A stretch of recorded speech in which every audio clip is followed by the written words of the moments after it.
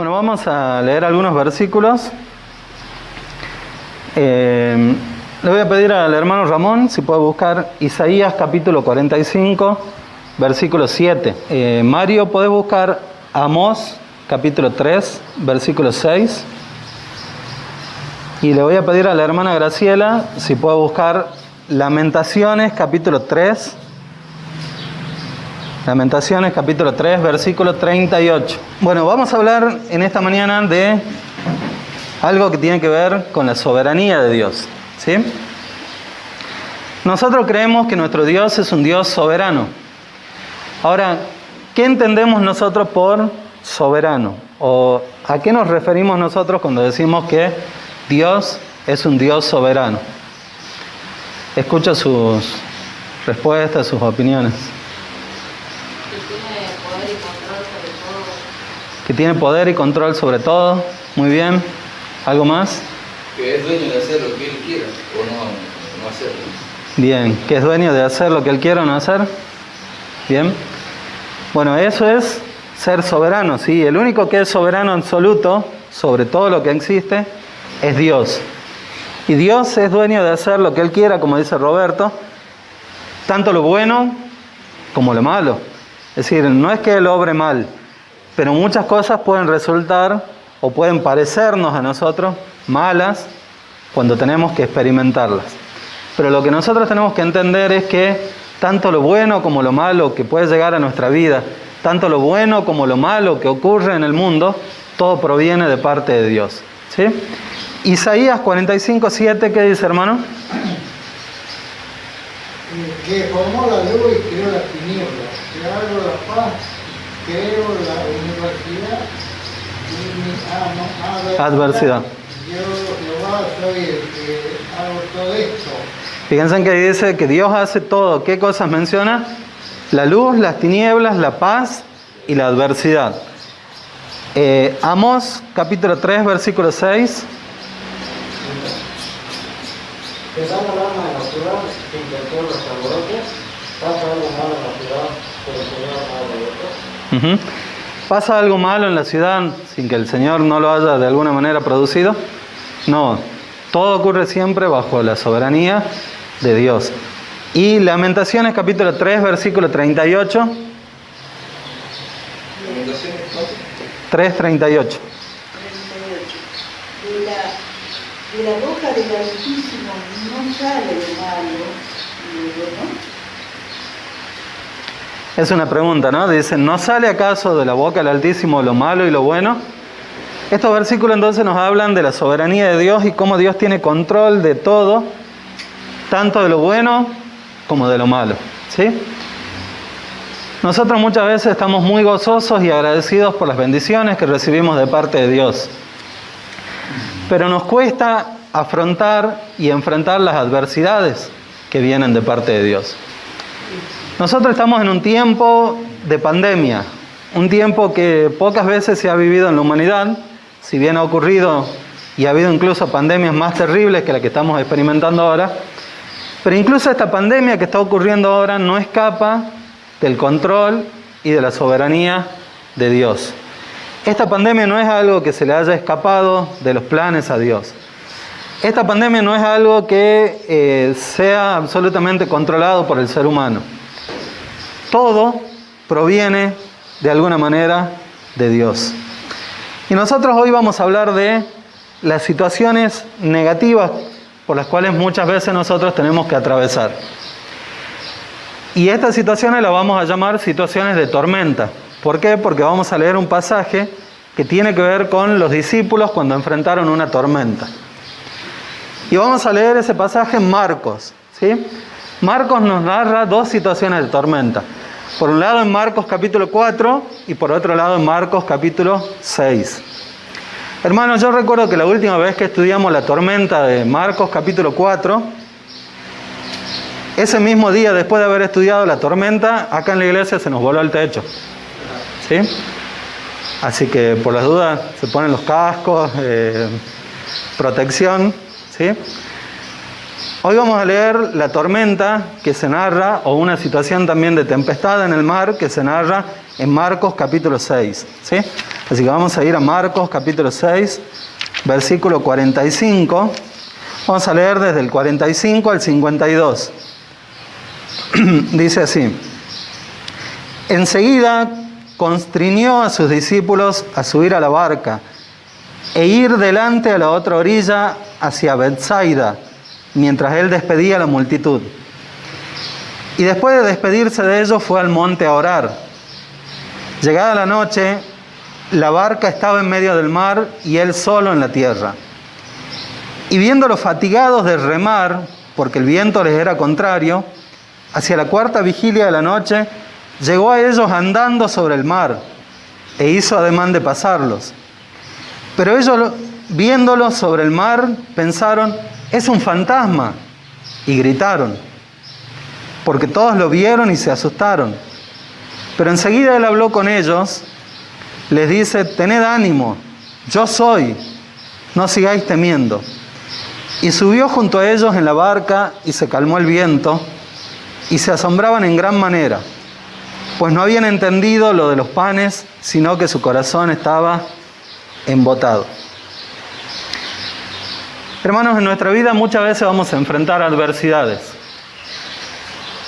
Va a haber días en que nos va a tocar remar contra la corriente, con vientos terribles y tempestuosos a nuestro alrededor. Va a haber días en que nos va a tocar a nosotros pasar por tormentas. Porque ya las hemos pasado, porque ya hemos enfrentado muchas de ellas. Pero el problema que tienen las tormentas es que muchas veces nosotros, cuando estamos en medio de la tormenta, en realidad no estamos luchando contra la tormenta, sino que estamos luchando contra el que hace las tormentas. Muchas veces nos encontramos luchando contra el mismo hacedor de las tormentas, contra el mismo Dios que de alguna manera está mandando esa tormenta a nuestra vida. ¿Y saben qué? Dios puede mandar tormentas a nuestra vida básicamente por dos razones. Puede haber tormentas que son de corrección. Estas tormentas ocurren cuando nosotros no andamos en buenos pasos, cuando nosotros no andamos caminando en la voluntad de Dios. Cuando no estamos siguiendo sus designios, muchas veces Dios, para corregirnos, envía una tormenta a nuestra vida. Envía una reprensión, envía un llamado de atención.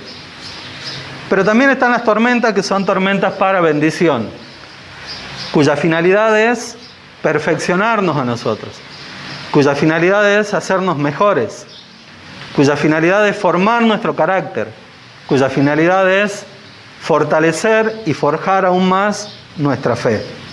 Nosotros en la Biblia encontramos, por ejemplo, un Jonás que le tocó atravesar por una tormenta. ¿Y qué tipo de tormenta atravesó? Él atravesó una tormenta de corrección, porque él deliberadamente había decidido desobedecer a Dios. Dios le había dado una orden, le había dicho hacia dónde se tenía que dirigir. Él dijo: no, yo me voy para el otro lado. Y Dios tuvo que enviar una tormenta, y Dios tuvo que enviar un pez para volver a direccionar a Jonás hacia donde él tenía que ir. Y las tormentas que vemos con los discípulos, como por ejemplo la que se lee en Marcos capítulo 4 y esta de Marcos capítulo 6, si bien van a tener cierto grado de reprensión, son tormentas más bien de bendición. Son tormentas a través de las cuales el maestro quiere enseñar a sus discípulos. Quiere que ellos aprendan de alguna manera alguna lección. Porque a través de las tormentas también ocurren dos cosas. A través de las tormentas Dios revela su carácter, pero también se revela algo acerca de nosotros. Se revela muchas veces un lado oculto que nosotros podemos tener y que cuando está todo bien no lo manifestamos, ¿sí? Es como cuando uno va a los campamentos. No sé si alguno de ustedes fue alguna vez a un campamento o un retiro espiritual. Cuando uno está en ese lugar, es todo santidad, es todo armonía, ¿sí? Amor y paz, lectura de la palabra de Dios, bendiciones. Pero cuando uno sale, se enfrenta con otra realidad. Y cuando uno sale, no es el mismo que era durante ese campamento. Y en la vida es así. Nosotros muchas veces en la iglesia somos una cosa, pero fuera de la iglesia somos muy diferentes. Muchas veces nosotros en la vida actuamos generalmente de una manera, pero hay momentos en donde hasta nosotros mismos podemos llegar a desconocernos y no saber que podíamos llegar a actuar o reaccionar de esa manera. Para poder entender este pasaje que hemos leído de Marcos capítulo 6, es importante conocer también el contexto, es decir, lo que ocurrió previamente.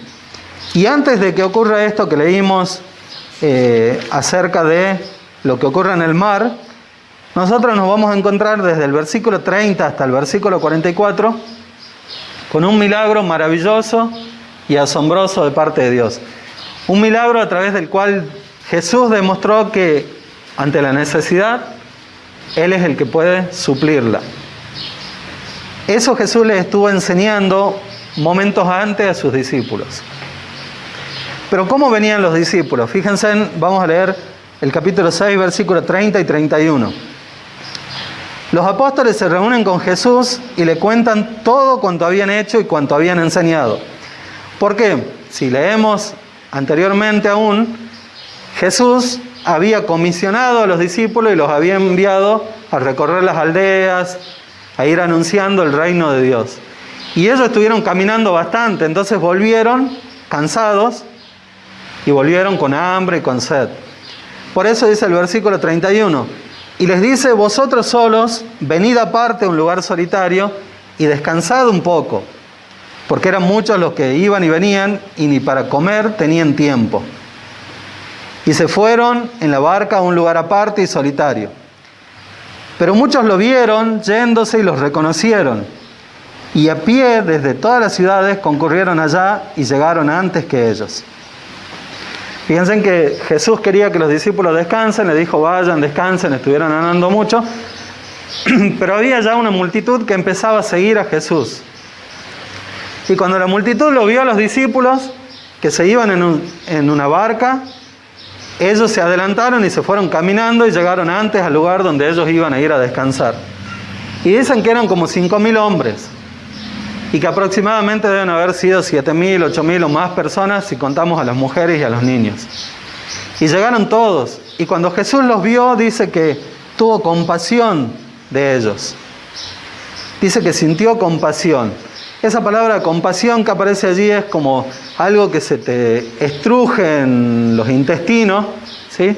Y te hace sentir misericordia y compasión hacia la otra persona. Él tuvo compasión y entonces, teniendo compasión de las multitudes, siguió ministrándolos. Y le pidió a los discípulos que estuvieran también allí, porque es más, les dijo a los discípulos que ellos se encarguen de darle de comer. Y ahí es donde Jesús hace el milagro con 5 panes y 2 peces para alimentar a toda la multitud. Ellos estaban cansados, estaban agotados, pero Jesús los mandó a seguir ministrando a las multitudes. Y después de que pasó esto, dice el versículo 45, enseguida constriñó a sus discípulos a subir a la barca e ir delante a la otra orilla hacia Betsaida, mientras él despedía a la multitud. Dice que Jesús después de alguna manera es como que los obliga a los discípulos a subirse a la barca. Acá en esta versión dice constriñó. En otras versiones, ¿cómo dicen en tu versión, Robert? El versículo 45. El 45 sí. Hizo a su discípulo entrar en la barca. Los hizo entrar, es como que los hizo entrar de alguna manera a la fuerza, ¿no? Como que los obligó a que se suban a la barca. Ahora, ¿por qué Jesús obligó a los discípulos a que se suban a la barca? Bueno, podemos pensar en varias ideas, ¿sí? Miren, esta historia de Marcos capítulo 6 se complementa con los paralelos, es decir, las historias paralelas que están en Mateo capítulo 14 y en Juan capítulo 6. Si nosotros leemos la historia de Mateo y la de Juan, completamos de alguna manera el panorama de qué es lo que ocurrió aquí. Y nosotros leemos en Juan capítulo 6 que después de la multiplicación de los panes, dice que la gente quiso hacer algo con Jesús. Como se maravillaron del milagro que él había hecho, querían hacerlo rey. Entonces es muy probable que Jesús, viendo que las multitudes querían hacerlo rey, él dijese, los discípulos corren riesgo de querer contagiarse de esa idea y van a querer hacer lo mismo también. Entonces inmediatamente los sacó de ahí y los subió a una barca. Pero los mandó en una barca en un momento que, si nosotros lo pensamos humanamente, no era el mejor momento para subirse a la barca. Ellos eran hombres experimentados en el mar, la mayoría de ellos. Conocían del mar, conocían del tiempo y podían ellos prever que pronto, para la hora en la que ellos estaban, se venía una tormenta. Porque seguramente deben haber visto ya el cielo y el agua que estaba empezando a cambiar. Sin embargo, aún viniéndose una tormenta, Jesús le dice a los discípulos que vayan y que se suban a esa barca. ¿Por qué? Porque Jesús quería enseñarles algo a ellos a través de esta tormenta. Todas las tormentas tienen un propósito, todas las tormentas tienen una intencionalidad. La tormenta de Marcos capítulo 4 tenía una intencionalidad. Esta tormenta, esto que van a vivir ahora, tiene otra intencionalidad. En nuestra vida nosotros vamos a pasar por diferentes tormentas. Y generalmente van a ir de menor a mayor. Y nosotros vamos a ir afrontándolas. Y las vamos a ir enfrentando. Pero ahora, ¿qué pasa si nosotros decimos, pero a mí me pasa lo mismo siempre? Cuando nosotros atravesamos siempre por la misma tormenta, cuando es prácticamente siempre lo mismo, ahí tenemos que prestar mucha atención. Porque quizás lo que ocurre es que nosotros no estamos aprendiendo lo que Dios nos quiere enseñar a través de esa tormenta. Y por eso nos vuelve a pasar lo mismo. Y nosotros nos enojamos con Dios y decimos, Señor, pero de nuevo me pasa lo mismo. Pero tenemos que pensar, ¿y qué hiciste para que eso mismo no vuelva a ocurrir? O algo puedes haber hecho para que te vuelva a pasar lo mismo. Pero todas las tormentas de parte de Dios tienen una intencionalidad. Y todas las tormentas, lamentablemente hablando desde un punto de vista humano, siempre tienen que ver con el sufrimiento. Pero no nos podemos quedar solo con el sufrimiento. Solo el sufrimiento no nos va a producir a nosotros el aprendizaje de fe que debemos tener. Nosotros tenemos que llegar a tener quebrantamiento en nuestra vida. Fíjense en que Faraón fue una persona que sufrió mucho de parte de Dios, porque Dios envió muchas plagas a Egipto. Y la última plaga tuvo que ver con que muriese su primogénito. Y Faraón dice que por momentos es como que se arrepentía, ¿no? Como que decía, bueno, está bien, los dejo ir a los israelitas, pero al rato cambiaba y de nuevo no, que se queden. ¿Por qué? Porque él tenía sufrimiento, pero no llegaba a tener quebrantamiento. Job, por ejemplo, es un hombre sufrido, uno de los hombres más sufridos en la historia de la humanidad, pero sin embargo Job no se quedó solo con el sufrimiento, sino que Job llegó a quebrantarse delante de Dios. Llegó a conocer verdaderamente quién es delante de Dios. Llegó a arrepentirse en silicio y ceniza. Job dijo, yo te conocí antes solamente de oídas, pero ahora mis ojos te ven, ahora te conozco realmente tal cual eres. El quebrantamiento es lo que produce en nosotros aprendizajes. Ahora, estar en el centro de la voluntad de Dios no implica que nosotros estemos exentos de pasar por tormentas y por adversidades. Estar en obediencia delante de Dios no implica que nosotros no vamos a pasar por adversidades. Las adversidades van a seguir viniendo, porque Dios quiere ir perfeccionándonos cada vez más a cada uno de nosotros. Y perfeccionándonos hasta el día en que nosotros nos encontremos nuevamente con Él.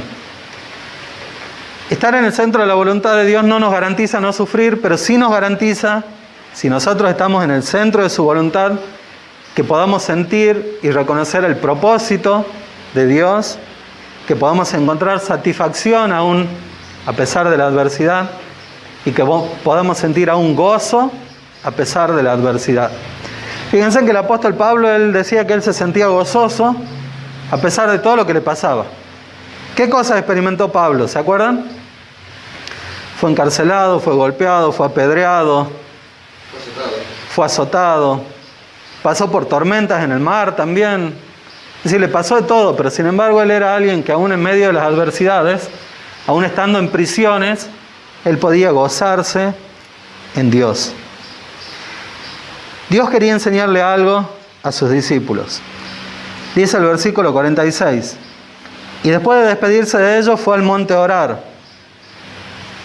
Jesús se fue al monte y se puso a orar. Llegada la noche, la barca estaba en medio del mar y él solo en la tierra. Y desde ahí, desde ese monte donde Jesús fue a orar, él los podía ver a sus discípulos. Y dice, y viéndolos fatigados de remar, porque el viento les era contrario, hacia la cuarta vigilia de la noche, llegó a ellos andando sobre el mar e hizo ademán de pasarlo. Jesús hizo algo que los discípulos no hicieron. Jesús, después de haber hecho este milagro asombroso de los panes, se fue a orar a solas con el Padre. Los mandó a los discípulos a remar. Los discípulos estaban cansadísimos, no daban más. Y los mandó a la barca donde ellos tenían que seguir remando.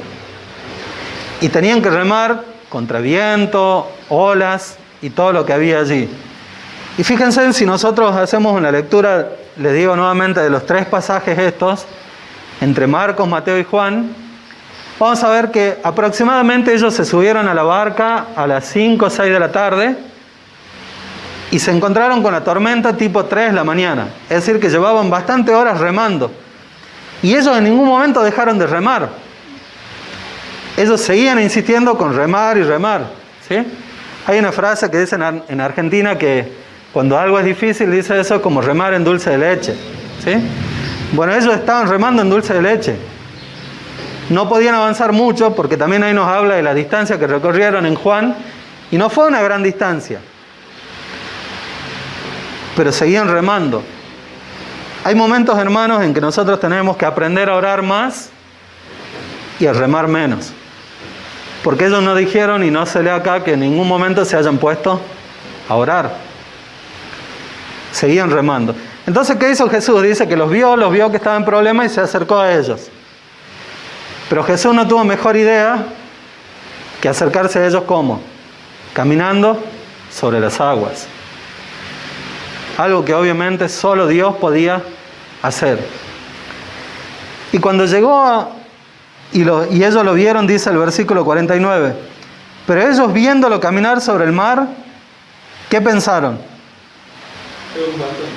Pensaron que era un fantasma. ¿No les resulta un poco gracioso eso? ¿Saben por qué a mí me resulta un poco gracioso? Porque eran hombres grandes, como para seguir creyendo en fantasmas. No solo eso, eran hombres que habían pasado gran parte de su vida siendo judíos piadosos. Y yo no me imagino a un judío creyendo en fantasmas. No me imagino a un judío festejando Halloween en ese tiempo y jugando con fantasmas. Pero sin embargo ellos pensaron que lo que venía caminando, o la persona que venía caminando, era un fantasma. ¿Qué los hizo pensar que era un fantasma? Y la Biblia nos dice cómo se sentían en ellos en ese momento. Dice que ellos tenían miedo. Estaban muertos de miedo. Hermanos, cuando nosotros estamos con miedo, el miedo muchas veces nos paraliza y nos hace ver cosas que no son. ¿Alguna vez tuvieron miedo? ¿Ustedes alguna vez tuvieron miedo de fantasmas?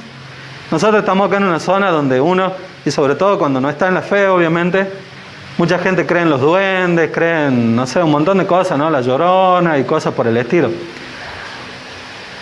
En los tiempos que ustedes no estuvieron en la fe, ¿les pasó a tener miedo de esas cosas?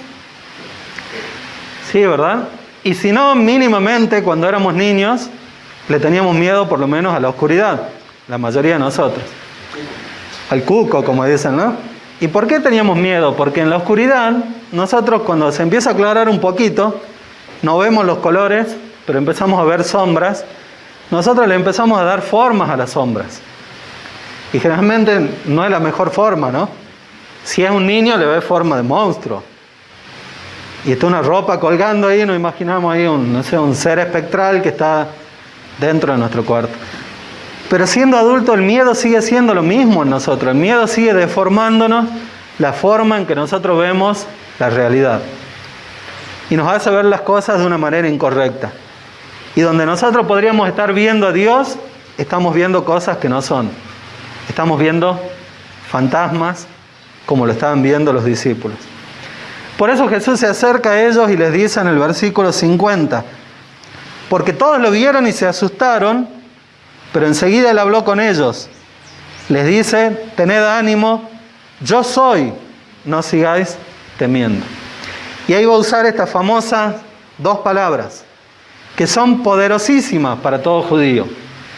Porque el único que podía decir yo soy era solamente Dios. Esa palabra yo soy es el mismo término que utiliza Dios cuando se presenta delante de Moisés en la zarza ardiente. Cuando él le dice yo soy el que soy. Y Jesús le está diciendo también a sus discípulos yo soy. Jesús se está manifestando delante de los discípulos como Dios, como el Hijo de Dios. Y le dice no tengan miedo, yo estoy acá con ustedes. Yo soy Dios y estoy aquí para acompañarlos. Ellos tenían que perder el temor. Eso era algo que les faltaba aprender a los discípulos. En la primera tormenta de Marcos 4, Jesús estaba con ellos en la barca, ¿se acuerdan? ¿Y qué estaba haciendo Jesús? Estaba dormido. Entonces cuando los discípulos tuvieron miedo, dice que fueron a despertarlo a Jesús. ¿Y qué le dijeron? ¿Alguien se acuerda? ¿Qué le dijeron los discípulos cuando Jesús estaba durmiendo y lo fueron a despertar? Maestro, levántate que perecemos. Sí, fueron a de alguna manera impropiarlo, ¿sí? A decirle, ¿pero qué no ves lo que está pasando a nuestro alrededor y vos seguís durmiendo? ¿No ves que perecemos y estás tranquilo durmiendo?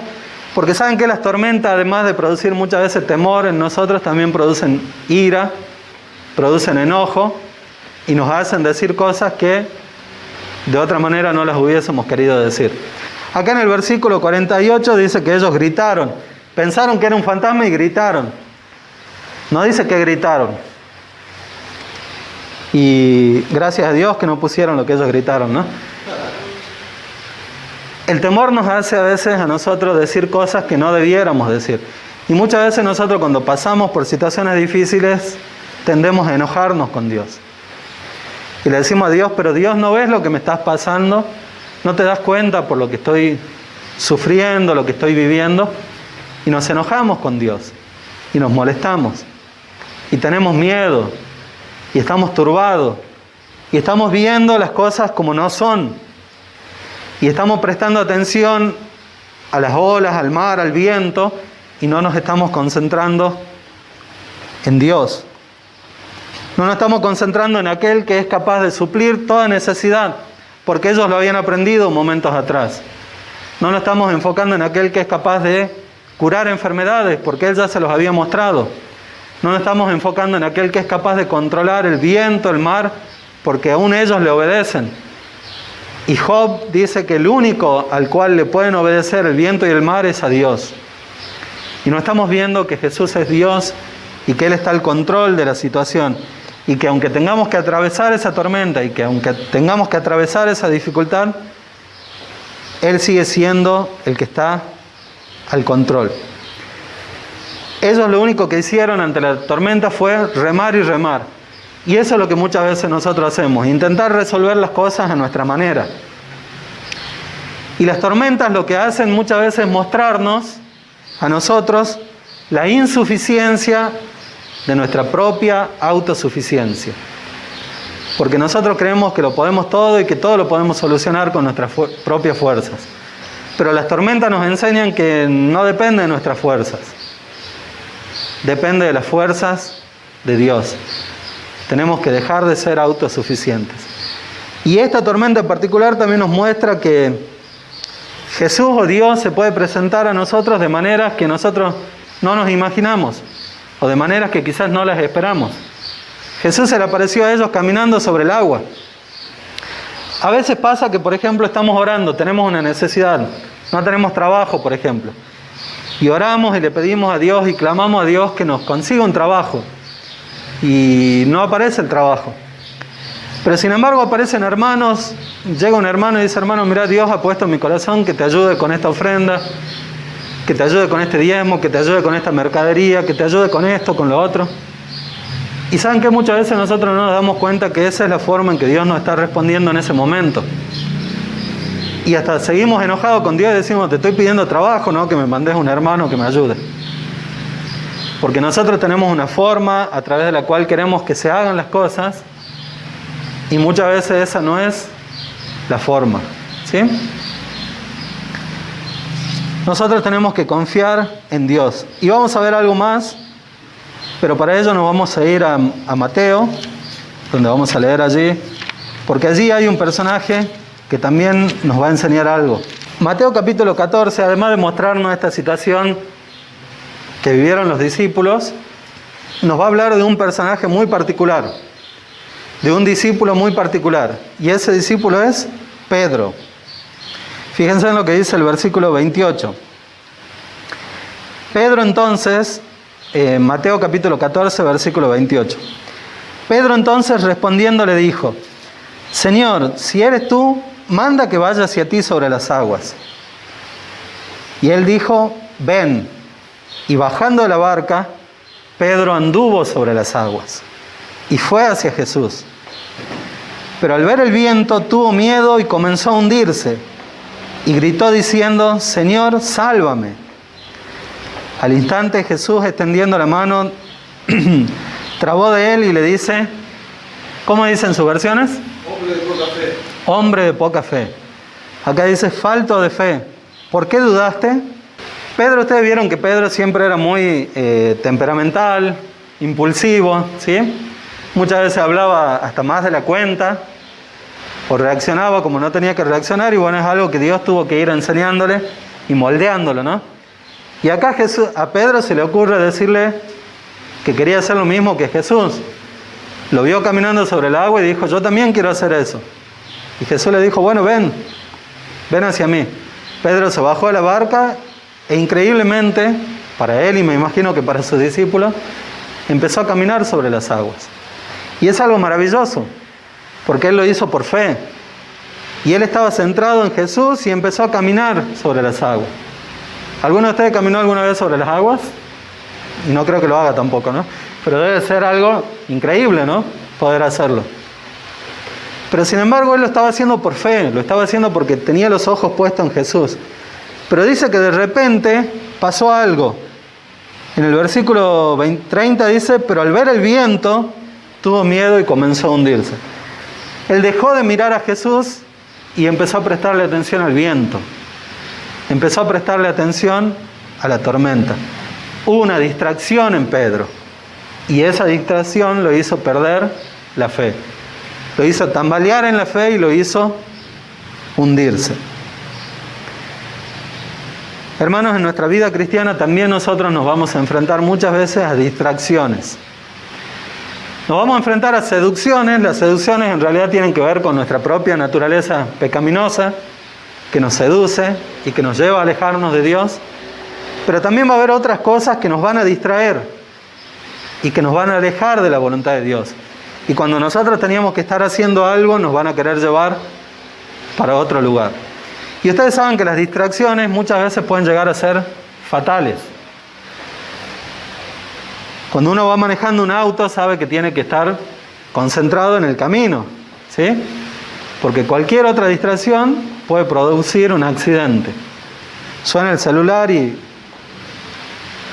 o me pongo a mirar, no sé, los pajaritos, las vacas que van por ahí por el costado, y cualquier distracción puede ser fatal. Es increíble la cantidad de accidentes viales que hay en Argentina y que resultan con víctimas fatales y distraídas, ¿sí? En nuestra vida cristiana también, cuando nosotros estemos caminando en fe, va a haber muchas distracciones a nuestro alrededor.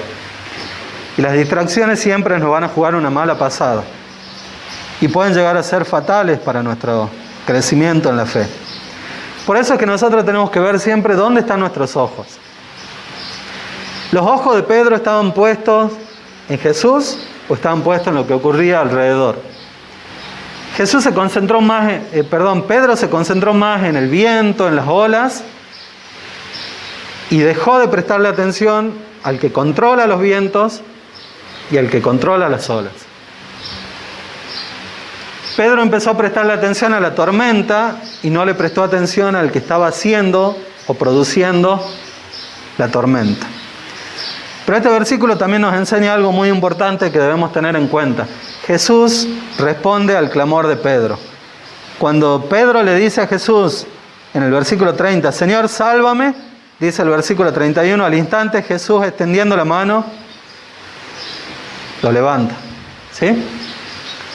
Hay un versículo que se le enseña siempre a los niños en la escuela bíblica, que es Jeremías 33:3, que dice, clama a mí y yo te responderé, y te enseñaré cosas grandes y ocultas que tú no conoces. Clama a mí y yo te responderé. Muchas veces a nosotros lo que nos falta es eso, nos falta el clamor a Dios. Y el clamor no solamente es orar,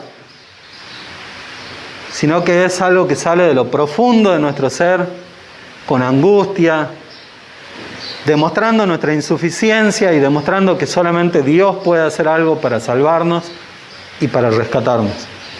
Y la Biblia dice, clama a mí y yo te responderé. Al instante Jesús lo ayuda, pero algo más que notamos acá. Por más que Jesús nos ayude, si nosotros nos desviamos de la fe, la reprensión también puede estar allí. Porque Jesús lo agarra a Pedro y no le dice, Pedrito, pobre, te distrajiste un poquito, bueno, a todos le pasa. No, Jesús lo agarró a Pedro, lo salva, pero le dice, hombre de poca fe, ¿por qué dudaste? Falto de fe. ¿Por qué tuviste miedo? La falta de fe tiene un precio. Los discípulos se sentían seguros en la barca y remaban y remaban y remaban y no se daban cuenta que la seguridad no estaba en la barca, sino que la seguridad estaba en Cristo.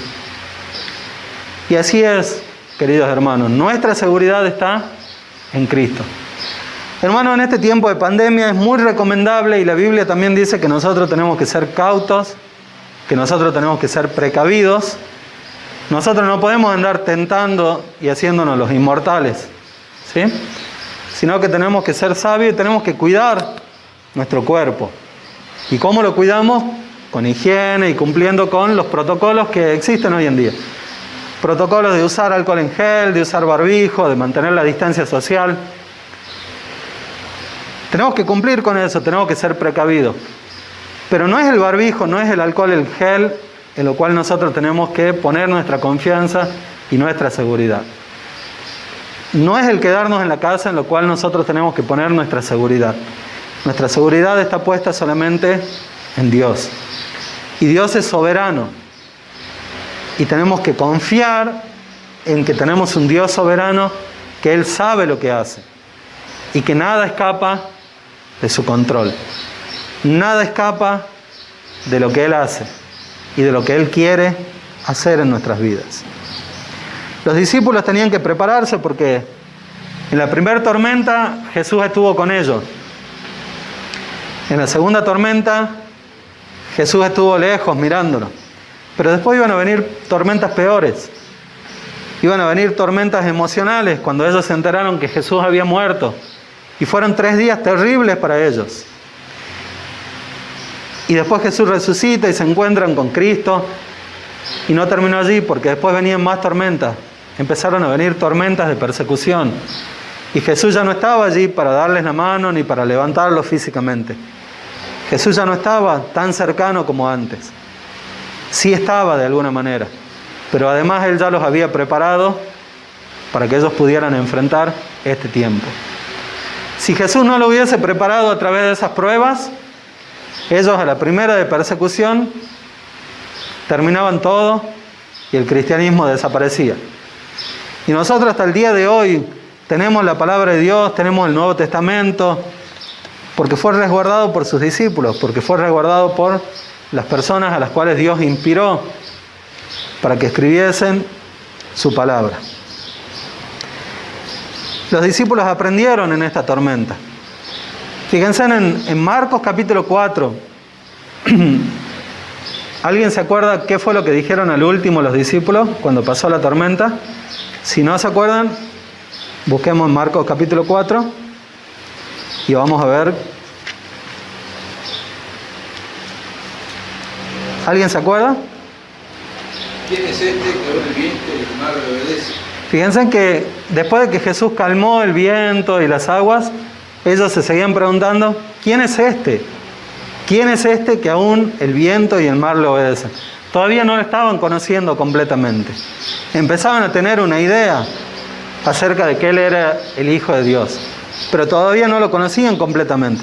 Sin embargo, acá, como leímos hace rato en Mateo, capítulo 14, versículo 33, dice: y los que estaban en la barca lo adoraron diciendo: verdaderamente tú eres el Hijo de Dios.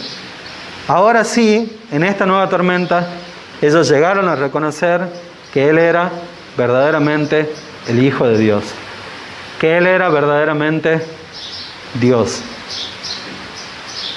Las tormentas siempre van a ocurrir en nuestra vida. Vamos a vivir de tormenta en tormenta y de tormenta en tormenta vamos a ir creciendo y conociendo verdaderamente a Dios. Vamos a terminar con algunas preguntitas que nos vamos a hacer cada uno de nosotros. ¿Cómo nos encontramos hoy? Estamos en medio de una tormenta, y si estamos en medio de la tormenta, la pregunta es: ¿dónde estamos nosotros? ¿Estamos remando? ¿Estamos luchando contra la tormenta? Porque si estamos luchando contra la tormenta, en realidad estamos luchando contra Dios. Y si estamos luchando contra Dios es porque estamos siendo de alguna manera faltos de fe y estamos siendo de alguna manera incrédulos. Si estamos en esa situación, la solución es arrepentirnos. Arrepentirnos de nuestra incredulidad y pedirle a Dios que aumente nuestra fe. Estamos en la barca y estamos llenos de temor. Para que ese temor se quite, tenemos que conocer mejor a Dios, saber que Él es todopoderoso, saber que Él es soberano.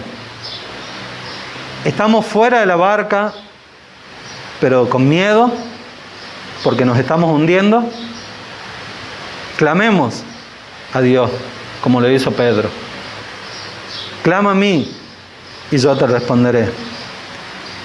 Estamos fuera de la barca, como estuvo primero Pedro, fuera de la barca sin miedo, viendo el milagro. Bueno, no nos distraigamos, estemos atentos, no perdamos el foco, la vista en Jesús. Y si estás en un momento en donde la tormenta ya pasó por tu vida, lo que deberíamos estar haciendo entonces es estar adorándole, como hicieron los discípulos, reconociendo que Él es verdaderamente Dios. Esa es la meta, hermanos, de las tormentas. Que nosotros conozcamos a Dios, que conozcamos quién es Él verdaderamente. Y eso nos va a mostrar también cómo estamos nosotros delante de Dios. Si tenemos fe o somos faltos de fe. Si no estamos pasando por tormenta, le pidamos a Dios que nos ayude para cuando tengamos que atravesar por ella. Que nos vaya fortaleciendo para que cuando la tormenta nos encuentre a nosotros mejor preparados. Nosotros después lo vamos a ver a los discípulos pasando por tormenta y todos y ni se moquean, como dicen, ¿no? Porque ellos ya fueron preparados por Jesús para enfrentarlos.